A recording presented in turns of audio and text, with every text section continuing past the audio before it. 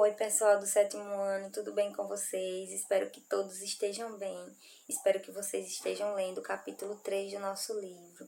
Hoje nós vamos dar continuidade. Por favor, como eu peço em todos os vídeos, que vocês façam a leitura, porque fica muito mais fácil de vocês responderem as questões depois que vocês fazem a leitura minuciosa do capítulo, mesmo tendo a explicação da videoaula, tá certo? Então vamos ler. A geografia também é leitura, requer leitura, tá certo?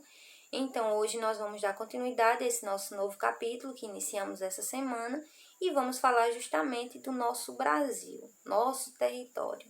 Nós vamos saber por que o Brasil conseguiu ter um território tão extenso quanto ele tem, né? Então, pessoal, o Brasil, por vezes, é chamado de país-continente, justamente por sua extensão territorial, né? Nós temos 6 continentes, nós vamos ter a Europa, a Ásia, a África, a Oceania, a Antártida e a América, que são imensas em extensão territorial. E o Brasil é chamado assim justamente por ser tão extenso, porém o Brasil ele se encontra no continente da América, tá certo? Não pensem que o Brasil é um continente, por favor. O Brasil está inserido no continente americano, correto? Porém, o Brasil conseguiu ter essa extensão territorial toda desde a época que o Brasil era colônia de Portugal. Exatamente. Vocês lembram daquele Tratado de Tordesilhas, que dividia o Brasil em 2 partes, onde uma era de Portugal e a outra era da Espanha? Pois é, Portugal ficou apenas com 40% desse território, enquanto a Espanha ficou com todo o restante do território. Porém, com o passar dos anos, e Portugal insistindo em adentrar o território espanhol, a Espanha não conseguiu revidar isso e Portugal começou a tomar posse do território espanhol e também posse de territórios de conquista de outros países. E o que Portugal fazia? Portugal fazia vários tratados, diversos tratados, e dentro de cada tratado saía lucrando com uma porção de terra a mais. Então nós vamos ter aí o Tratado de Utrecht, nós vamos ter o Tratado de Madrid, de 1750, nós vamos ter o Tratado de Badajoz, em 1801, e por fim o Tratado de Petrópolis, né? E esse tratado aí foi muito importante porque o Brasil fez um acordo com a Bolívia, que em troca de uma porção de terra e dinheiro, ficaria, né, a serviço do Brasil construir uma ferrovia para a escoação dos produtos da Bolívia, que foi a construção da ferrovia de Madeira Mamoré, tá certo? Que a gente já falou sobre isso em sala de aula.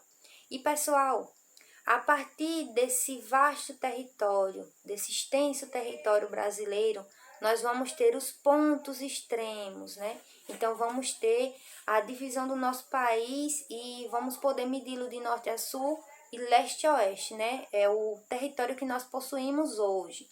Então esses pontos extremos do país, nosso país é tão extenso que esses pontos extremos de norte a sul e leste a oeste quase chegam até a mesma distância, justamente porque o Brasil é um país tão grande em extensão territorial.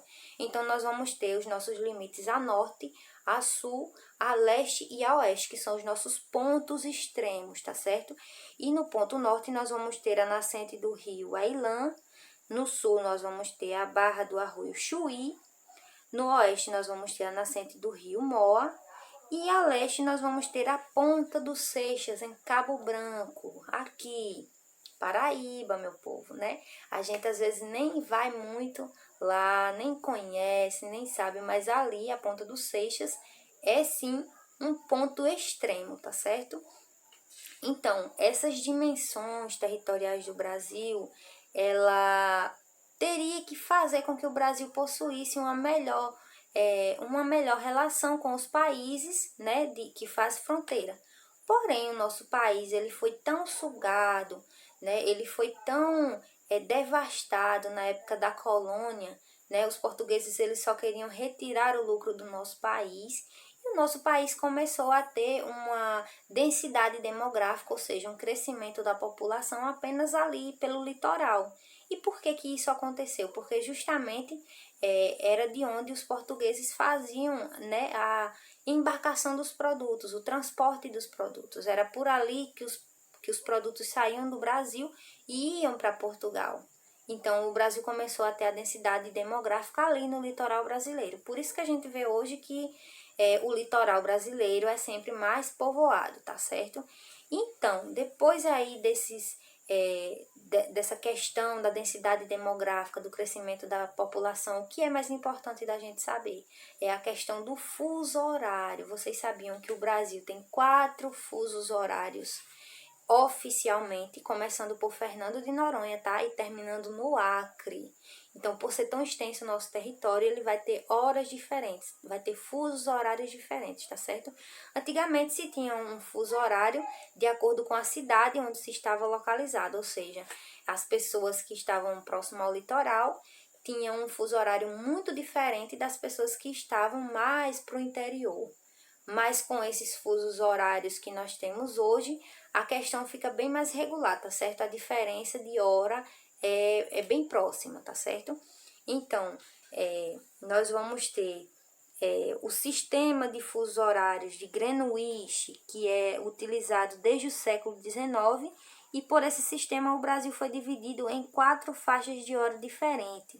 Essa divisão de fusos horários existiu até 25 de junho de 2008, quando foi substituída em sequência do projeto de lei do ex-senador Tião Viana, do Partido dos Trabalhadores, do Acre, que foi sancionado pelo então presidente Lula. Esse projeto suprimiu o fuso horário do Acre e de parte dos estados do Pará e Amazonas, com o objetivo de permitir uma maior integração desses espaços com o sistema financeiro do país, bem como facilitar as comunicações, os transportes aéreos. No entanto, essa determinação foi revogada no ano de 2013 pela então presidente Dilma Rousseff, voltando o Brasil a ter 4 fusos horários. Então, o nosso país passou por esse sistema aí que vocês viram. Ele já teve uma época em que teve um fuso horário só, depois voltou de novo. Então, foram vários processos, foram várias mudanças, tá certo? Então, pessoal, nossa aula de hoje foi bem curtinha. Nós vamos ter o nosso exercício agora. Peço que vocês façam o exercício da página 88, né, do número 1 ao 5, e posteriormente, lá para o final da semana, nós vamos ter a correção desse exercício, tá certo? Por favor, se esforcem, façam a nossa tarefa, tá certo? Na próxima semana vamos ter mais videoaulas. Espero que todos tenham um bom estudo. Fiquem em casa, se cuidem, tá certo? Tudo isso vai passar e a gente vai voltar para a sala de aula para continuar os nossos conteúdos, tá certo? Então, um abraço e até a próxima!